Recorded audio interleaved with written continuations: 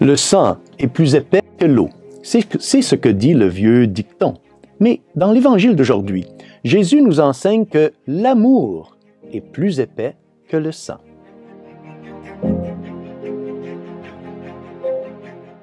Au nom du Père, et du Fils, et du Saint-Esprit. Amen. Chers frères et sœurs, Salve Maria et bienvenue au commentaire de l'Évangile d'aujourd'hui. L'Évangile de ce dimanche nous est présenté par Saint Marc, chapitre 3, versets 20 à 35, et nous présente quelques épisodes très instructifs de la vie de Jésus. Concentrons-nous sur l'un de ces épisodes pour notre commentaire d'aujourd'hui. Saint Marc raconte ici que Jésus reçoit la visite de la Vierge Marie et de ses frères. Jésus dit alors quelque chose de très mystérieux ici à la fin de son évangile. Celui qui fait la volonté de Dieu, cela est pour moi un frère, une sœur, une mère. Nous nous trouvons donc ici face à une situation très énigmatique. Oui, je dis cela parce qu'au début de ce même passage évangélique, on nous dit que les proches de Jésus avaient affirmé que Jésus a perdu la tête. Et oui, ils disent que Jésus a perdu la tête. C'est presque accuser le Seigneur Jésus d'être devenu fou. C'est une accusation qui est, il me semble, très forte, surtout de la part de sa propre famille, enfin de ceux qui lui sont proches. Jésus se trouvait ici probablement dans la ville de Capharnaüm, selon les érudits bibliques, où le Seigneur avait sa résidence pendant la période de son ministère public. Donc, ses proches étaient probablement en visite et ils ont remarqué que le Seigneur attirait les foules, ce qui les a amenés à dire qu'il avait perdu la tête. Alors, frères et sœurs, qui étaient donc ces gens de chez lui, comme nous dit ici l'Écriture, des gens de chez lui, ces membres de sa famille, qui l'accusent? Nous ne le savons pas. Nous pouvons être certains cependant que ce n'était pas sa mère Marie. Elle, qui l'aimait d'un amour parfait, était incapable d'une telle insulte. Ce n'est pas non plus Saint Joseph, qui était déjà mort avant que Jésus ne commence son ministère. Il devait s'agir donc de parenté plus ou moins éloignée, comme des cousins ou d'autres personnes qui se trouvaient là à ce moment. Ce comportement apparemment choquant, bien sûr, ne devrait pas cependant nous surprendre. Et oui, ne devrait pas nous surprendre, car Saint Jean écrit dans son évangile que même ses frères ne croyaient pas en lui, c'est-à-dire les membres de sa famille ne croyaient pas en Jésus. C'est un fait d'expérience commune que la familiarité engendre le mépris. Les siens, sa famille et ses amis, à cause de leur proximité avec Jésus, ont malheureusement prêté plus d'attention à ses aspects naturels, à ses dons naturels et humains, qu'à sa mission divine et surnaturelle. Il est impossible qu'il n'ait pas reçu suffisamment de grâce pour percevoir cette dernière, que Jésus était, d'une bonté et d'une générosité spirituelle et divine extraordinaire. Leur amour et leur admiration auraient dû les remplir de zèle pour le Christ, qui ne ressemblait à aucun autre homme avant ou après lui. Mais la misère humaine est telle que, même si Dieu lui-même nous apparaissait, eh bien, peut-être nous lui trouverons des défauts imaginaires.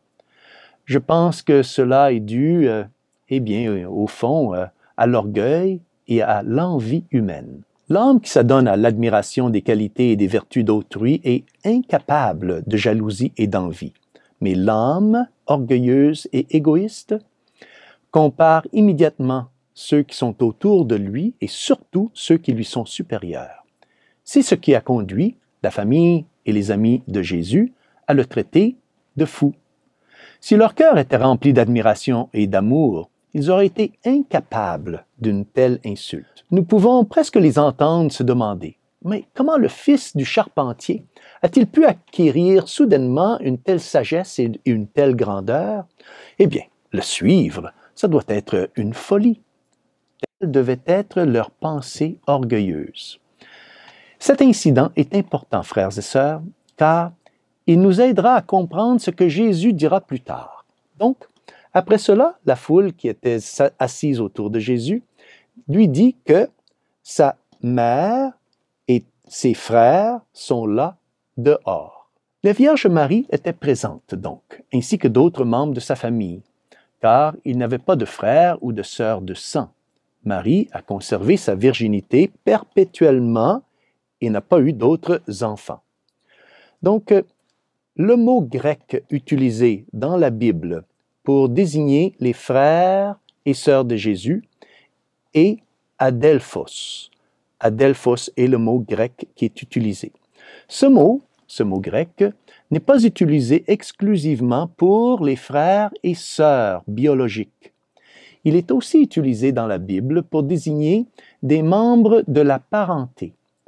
Le personnage de l'Ancien Testament, Lot, par exemple, est désigné dans la Bible comme l'adelphos d'Abraham. Et nous savons que Lot était le neveu d'Abraham.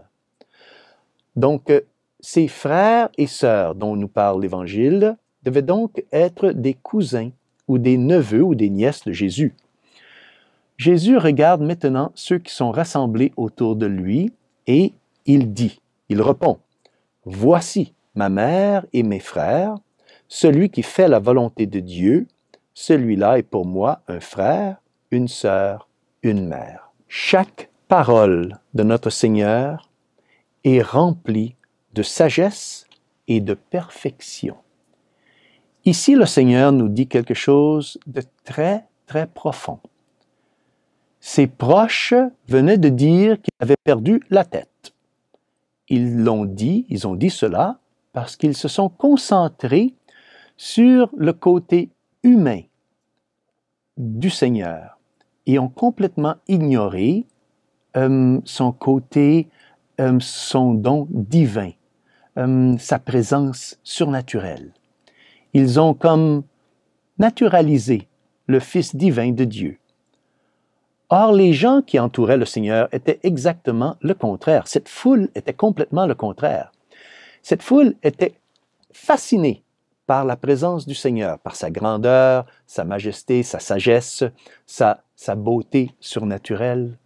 Et beaucoup d'entre eux ont dû se dire, enfin, cet homme est tout simplement hors du monde. Il doit être divin. La grâce, et oui, je pense à la grâce. C'est la grâce qui les invitait certainement à poser cet acte de foi et d'admiration. Jésus a donc attiré l'attention de toutes les personnes présentes sur cette relation spirituelle qu'il entretenait avec ses disciples. Ses disciples, enfin de Jésus, sont bien plus unis à lui que ceux qui sont liés à lui par des liens familiaux, des liens de sang. Ses disciples sont spirituellement vraiment ses frères et sœurs parce qu'ils sont enfants d'un même Père, Dieu, le Père de notre Seigneur Jésus-Christ. Le Seigneur dit que sa vraie famille est constituée par ceux qui font la volonté de Dieu. Faire la volonté de Dieu, c'est-à-dire être obéissant à Dieu, est une preuve certaine de leur amour pour Dieu. Comme l'écrit Saint Jean dans sa lettre, « Mais celui qui garde sa parole, c'est en lui véritablement que l'amour de Dieu est parfait. » Garder sa parole, ça nous rend parfaits. En obéissant donc au commandement de Dieu, nous sommes donc en état de grâce. Et nous sommes vraiment donc frères et sœurs du Christ, parce que nous sommes enfants de Dieu. À quoi bon avoir appartenu à la famille de sang du Christ alors qu'on pêche et qu'on l'insulte, qu'on insulte Dieu? Ces personnes, ces membres de sa famille ont été coupés de Dieu, comme rejetés par Dieu, par leur péché, Ils ne pouvaient pas être donc des enfants de Dieu ni frères du Christ. Certains voient dans cette phrase de Jésus, enfin, comme une réprimande adressée à sa Sainte Mère Marie. Cette pensée est plutôt choquante. Ceux qui disent de telles choses essaient de lire l'Écriture sainte sans d'abord contempler la personne de Jésus-Christ, vrai Dieu et vrai homme. Ils oublient que le même Dieu qui a écrit les commandements sur les tables de la loi et les a donnés à Moïse, le même Dieu qui a ordonné que nous honorions et que nous aimions nos parents, notre père, notre mère, le même Dieu qui a créé Marie, ce même Dieu est l'enfant que Marie a tenu dans ses bras. Dieu s'est créé une mère. Comment pourrait-il ne pas l'aimer et la respecter? Frères et sœurs, Dieu aimait sa mère plus que toute autre créature de l'univers. Ce que Jésus voulait dire ici, c'est que Marie est sa mère, non seulement parce qu'elle l'a engendrée, mais surtout parce qu'elle a parfaitement accompli la volonté, la sainte volonté de Dieu.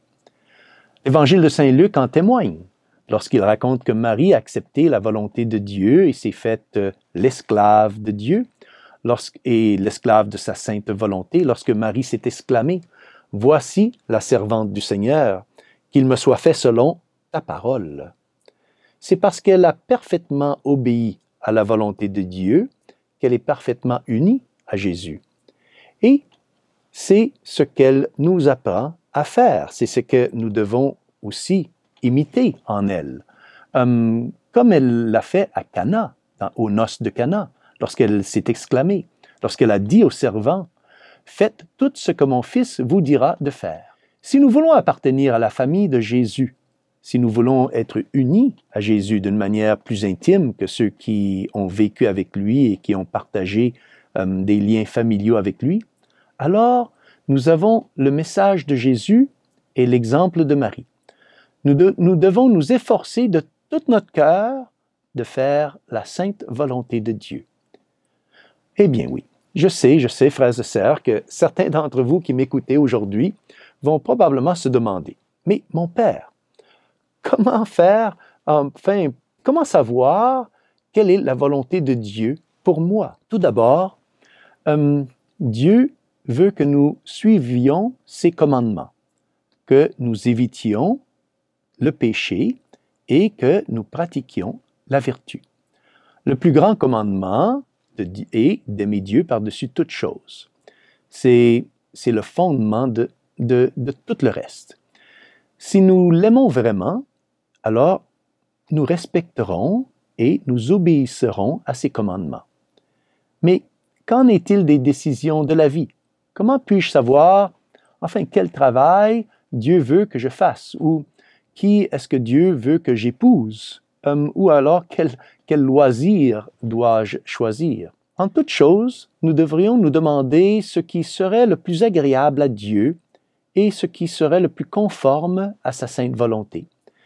Si nous cherchons sincèrement à le savoir et que nous le lui demandons dans la prière, Dieu trouvera bien le moyen de nous faire connaître sa sainte volonté. Pour les choses secondaires et moralement indifférentes, comme par exemple, est-ce que Dieu veut que je boive du café ou du thé? Eh bien, nous ne devons pas trop nous inquiéter de cela et faire simplement ce qui nous semble le mieux. Toujours, cependant, avec le désir d'aimer et de servir Dieu en toutes choses. C'est ce que nous enseigne Saint Paul. Saint Paul, lorsqu'il dit que vous mangiez, que vous buviez ou que vous fassiez quoi que ce soit, faites tout pour la gloire de Dieu. Nous devons constamment faire des actes d'amour, et ceci est très important. Faire des actes d'amour quotidiennes, à tout moment de notre journée, à Jésus et à Marie, en demandant à Marie de nous enseigner à toujours accomplir la sainte volonté de Jésus et de nous aider à aimer le Seigneur Jésus de tout notre cœur. C'est la seule façon d'appartenir à la famille de Jésus en tant que frère et sœur. Demandons donc à la Sainte Vierge de toujours nous guider sur ce chemin jusqu'à ce que nous atteignions la sainte perfection. Et que Dieu Tout-Puissant vous bénisse au nom du Père et du Fils et du Saint-Esprit. Amen. Salve Maria et bon dimanche à vous tous.